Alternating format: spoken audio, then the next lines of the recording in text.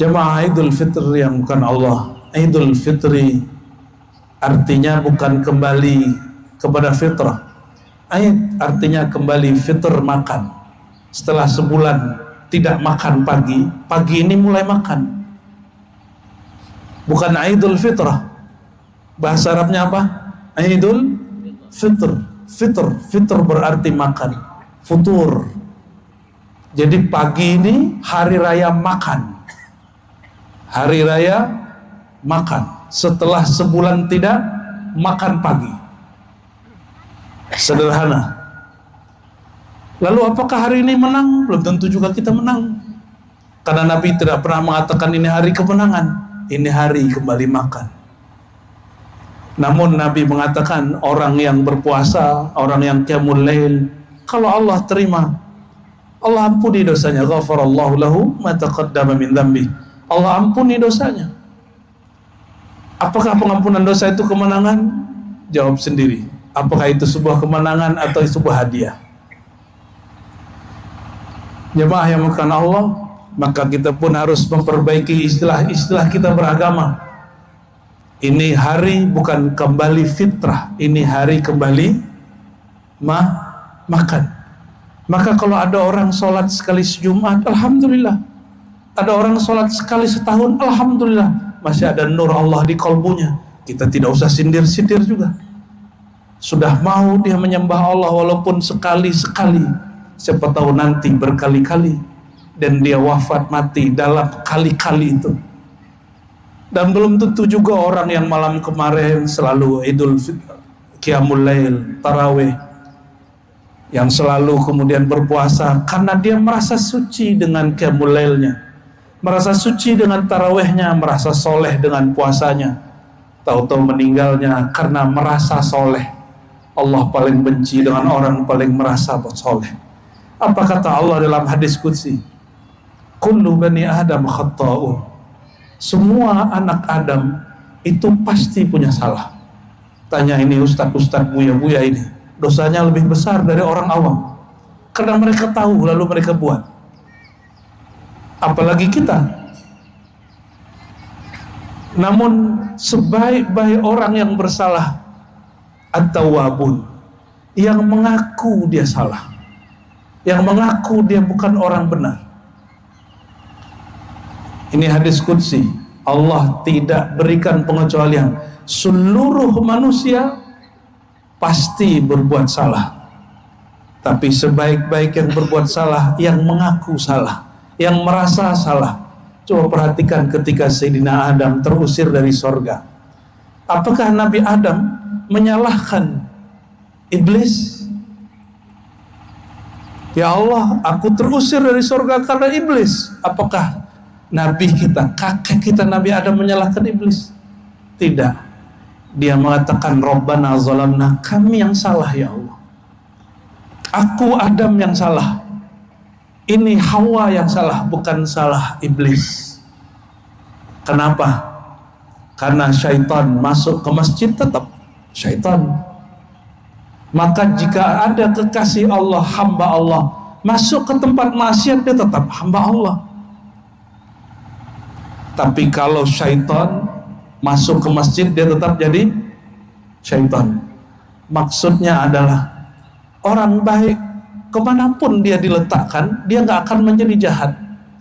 Maka benarlah kata Imam Qushairi menukil dari imam-imam terdahulu, ketika kita hendak mensucikan diri dengan cara beruzlah, menjauhkan diri dari makhluk, maka ini pun ada dua model orang. Yang pertama, dia menjauhkan makhluk karena menuduh makhluk merusak dirinya. Ini banyak kita dengar artis-artis taubat. Lalu kata dia apa? Saya tidak mau lagi kembali ke komunitas yang lama, kawan yang lama, karena mereka membuat aku menjadi penjahat, menjadi pendosa. Dia menyalahkan orang lain karena dosanya. Ini hijrah, tapi tidak sesuai dengan sunnah Nabi Muhammad SAW. Dia hijrah, dia tobat, tapi tobatnya tobat syaitaniyah, tobatkan dengan cara menyalahkan orang. Maka Imam Qushairi mengatakan yang terbaik bukan itu. Kenapa engkau beruzlah, engkau menjauhi orang-orang dulu, kawan-kawanmu yang lama? Bukan karena engkau merasa dirusak oleh mereka, tapi tuduhlah dirimu lah yang merusak mereka. Tuduh diri kita yang jahat. Inilah rahasia sir yang diajarkan Nabi Adam, kakek kita semua. Nabi Adam terusir dari sorga, yang dia salahkan dirinya bukan syaitan, bukan iblis. Bapak Ibu jamaah yang makan Allah, oleh karenanya taubat itu ada dua. Ada taubat nasuha, taubat yang tulus, itulah taubatnya Nabi Adam. Ada taubat yang tidak tulus, itulah taubatnya syaitan. Satu kali syaitan, iblis ini datang kepada Nabi Adam, ingin diskusi tapi tidak jadi. Lalu dia undur sampai masalah datang cucu Nabi Adam bernama Musa. Apa kata iblis? Hei Musa, engkau kan pintar. Ternyata iblis pernah sadar, karena iblis itu dari kalangan jin. Jin itu diberikan masa untuk sadar. Wa ma khalaqtul jinna wal insa illa liya'budun. Jin dan manusia dicipta untuk menyembah aku. Mungkin iblis yang dari bangsa jin ada kesadarannya, ada penyesalannya. Datanglah ia kepada Nabi Musa. Hadis Sahih Bukhari. Apa kata iblis? Wahai Musa, kalau aku hendak tobat kepada Allah, bagaimana caranya? Nabi Musa sangatlah cerdas. Apa kata beliau? Oke, ikuti saya.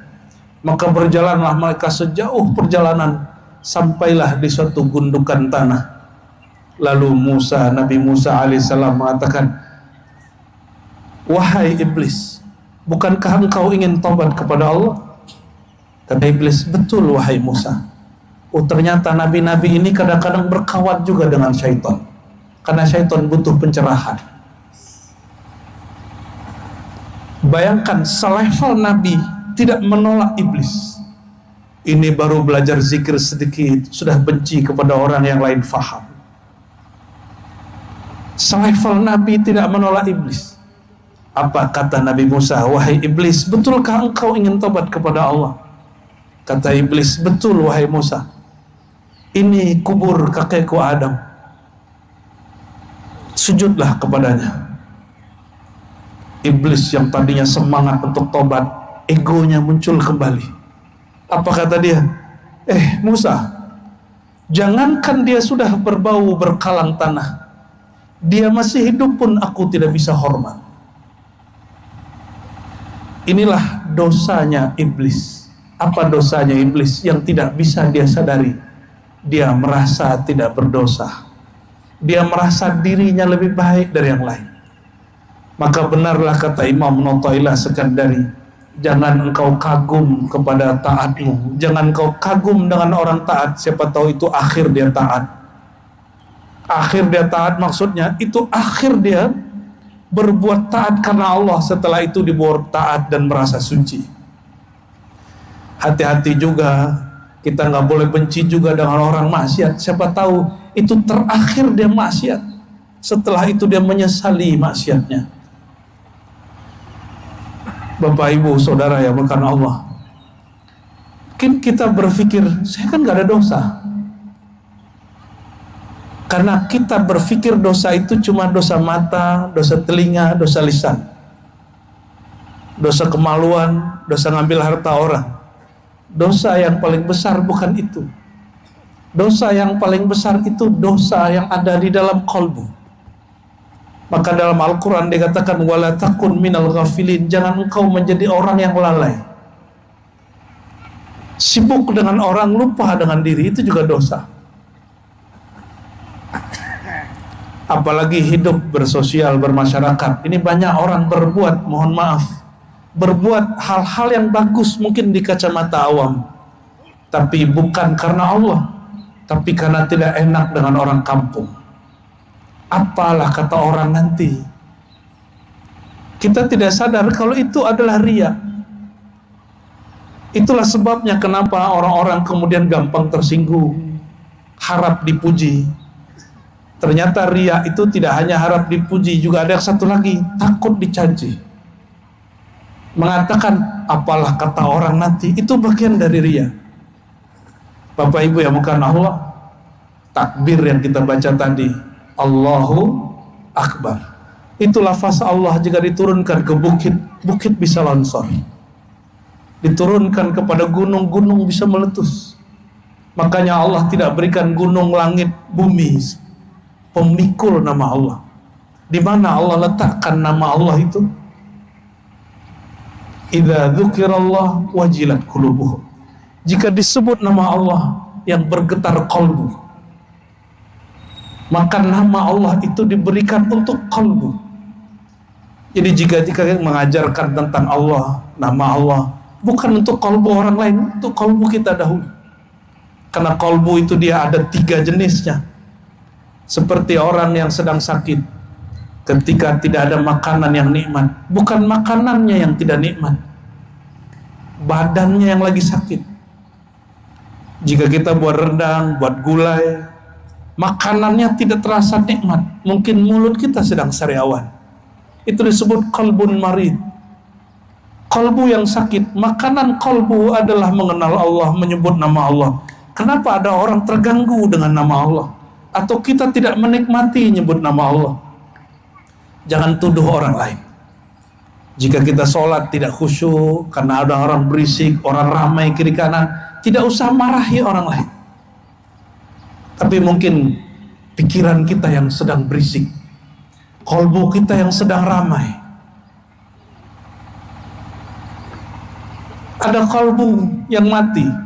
Kalbu orang mati itu, anzartahum an lam tuzirhum la yu'minun. Engkau beri peringatan, tidak peringatan, tidak akan mendapat peringatan. Tapi itu satu ayat. Di ayat yang lain, Allah jika berkehendak ingin menghidupkan sesuatu, maka Allah beri hujan semalam. Lihatlah padang yang tandus di padang pasir. Ini zaman sudah beda semenjak global warming. Daerah-daerah yang ada di gurun padang pasir, setiap kali kena hujan 2 bulan setelah itu hijau. Bayangkan padang pasir sudah tidak ada bibit-bibit yang bagus, beri hujan 2 bulan ada rumput tumbuh. Artinya apa? Semati apapun batin seseorang, jika dihujani terus dengan nama Allah, pasti dan tidak akan tumbuh. Jangan dihujani dengan ancaman, orang temah lari. Jangan dihujani dengan kemudian puji-pujian, nanti dia lupa diri. Bapak Ibu yang bukan Allah, bagian akhir yang mau saya sampaikan, ada kalbu yang sehat. Mana kalbu yang sehat? Kalbu yang sehat, ala bi dzikrillahi tatmainnul qulub. Ketahuilah dengan mengenal Allah, menyebut nama Allah, kalbu bergetar. Maka sebut nama Allah menggetarkan kalbu, itu indikator cara tanda-tanda kalbunya sehat. Kalau ada kita nyebut nama Allah di dalam diri, lalu terasa nikmatnya, terasa ketenangan nyamannya, insya Allah itu tanda kalbunya sehat. Silakan dicoba sendiri, kalau zikir bisa tahan lama atau tidak. Jika gelisah berzikir, berarti kalbunya sakit, seperti orang sedang diinapkan di rumah sakit, dia gelisah. Tapi jika kalbunya sehat, mainan dan makanan kalbu adalah mengenal Allah, maka perhatikan orang-orang yang kalau lagi sedang belajar tentang suatu ilmu mengenal Allah, dia bisa duduk 2, 3, 4, 5 jam. Seperti anak-anak main game, jika dia tahu cara main game, dia lama mainnya sampai lupa makan dan minum. Itu mainan otak, itu permainan pikiran, apalagi permainan kalbu. Mainannya kalbu adalah menyebut namanya, makanannya ruh, mainannya ruh adalah mengenal zat yang menghembuskannya. Inilah yang disebut di dalam Al-Quran yang sering kita baca, ya ayyuhalladzina amanu la tulhikum amwalukum wala auladukum an dzikrillah. Wahai orang-orang yang percaya kepada Allah, kepercayaan kepada Allah ada di kalbu, bukan pada baju, bukan pada kopiah. La tulhikum, jangan sampai kalbumu terlalaikan karena anak-anakmu ataupun hartamu. Kalau disebut anak tentu terbawa emaknya, ibunya sekalian. Karena cekcok, karena terlalu cinta, karena emosi dengan keluarga, bisa-bisa orang lupa diri. Dan juga ambal berarti pekerjaan. Maksudnya apa? Orang yang paling sibuk dengan keluarganya itu Rasulullah, karena istrinya banyak. Orang yang paling sibuk dengan pekerjaannya itu Rasulullah. Kenapa? Karena beliau adalah seorang presiden sekaligus, juga panglima sekaligus, juga mengurus zakat. Nabi itu bukan punya kendaraan 1-2. Nabi punya onta 30, punya kuda 20. Satu istri, ada kendaraannya, ada rumahnya, ada ontanya, ada macam-macam. Nabi itu sangat kaya, sangat sibuk.